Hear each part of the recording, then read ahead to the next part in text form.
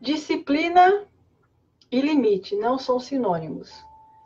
E nesse nosso Ichigo Ichie, nesse nosso encontro, nesse momento, eu vou dedicar para falar sobre o limite e a disciplina. Ok? Então, há uma diferença muito grande entre você mostrar o limite e você disciplinar uma criança. Eu tenho ouvido muito que criança precisa de limite.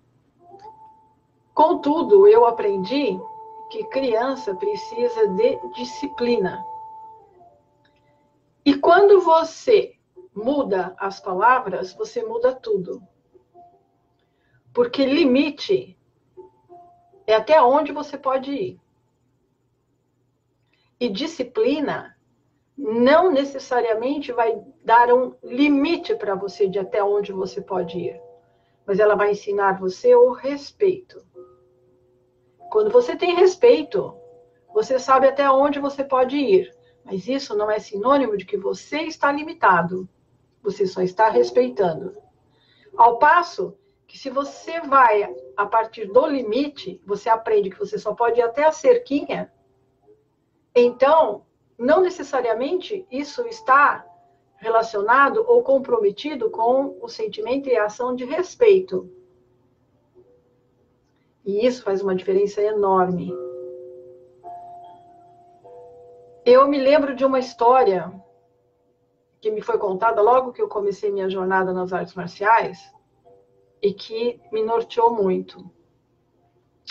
Então, a história era de um elefante bem pequenininho que estava preso por uma corrente.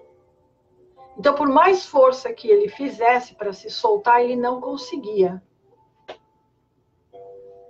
Quando ele cresceu, um barbante segurava ele. Porque na hora que ele mexia a perna, ele sentia a pressão do barbante e aquilo era o suficiente para ele se manter preso. Mesmo que você tire o barbante daquele elefante, ele vai continuar preso naquele limite de movimento e de vida. Então, limite é uma palavra muito perigosa, porque enquanto as crianças asiáticas elas são disciplinadas e treinadas para ultrapassarem os seus limites, eu vejo que quando uma criança é educada dentro do limite, ela está sendo colocada dentro de uma caixinha. É um limite. E todo o trabalho, todos os treinamentos marciais, quer sejam coreano, chinês, japonês ou indiano, né, que apesar de que parece que as práticas indianas são diferentes das práticas asiáticas, mas não é. Porque as práticas indianas também são um treinamento interior para elevar o nível de consciência, que foi o que eu conversei e falei e discuti na aula é legal, né? Na live anterior, né? Dos níveis de consciência. Então, as práticas internas, elas são as mais apropriadas para se elevar o nível de consciência. Você elevando o nível de consciência, você rompeu o limite. Então, tudo que nós fazemos é para vencer o limite. Mas para vencer o limite, você precisa de muita disciplina. E quando você tem muita disciplina, você intrinsecamente acaba aprendendo a ter respeito. E respeito é uma palavra que se fala muito, se cobra muito, mas quanto é o entendimento da palavra respeito? Então eu vou dar um exemplo. Eu tenho um pano branco e tenho uma mesa suja de carvão. Então, se aquela mesa está suja de carvão, é porque alguém não respeitou a mesa e sujou ela de carvão.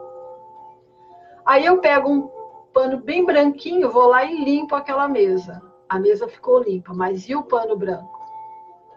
Ficou todo sujo de carvão. Então, neste momento, entre limpar a mesa e o pano branco, eu respeitei a mesa e desrespeitei o pano branco, com toda a sua pureza. Se eu olho para o pano branco e olho para o carvão, e eu vejo aquela brancura, aquela pureza, toda aquela limpeza, e olho para o carvão, e olho para a mesa, e eu digo, eu não vou usar este pano branco para limpar este carvão que está nessa mesa. Então, quando eu faço isso, eu estou respeitando o pano. Então, respeito, disciplina e limite. E para concluir, Richard Bach discutiu muito bem a questão do limite no seu livro Fernão Capelo Gaivota, quando a própria gaivota, né, que era o Fernão Capelo Gaivota, ele tentou vencer os limites através da velocidade. Lá na frente ele entendeu o quê? Que velocidade também é um limite. E que vencer o limite não tinha nada a ver com velocidade, mas sim com perfeição. Ok? Então eu vou voltar para dar continuidade, porque a primeira peça do quebra-cabeça foi sobre as duas consciências. Agora foi sobre limite e disciplina. E aí eu vou voltar para falar sobre um outro ponto cego na visão da consciência. Ok? Até já. Matane.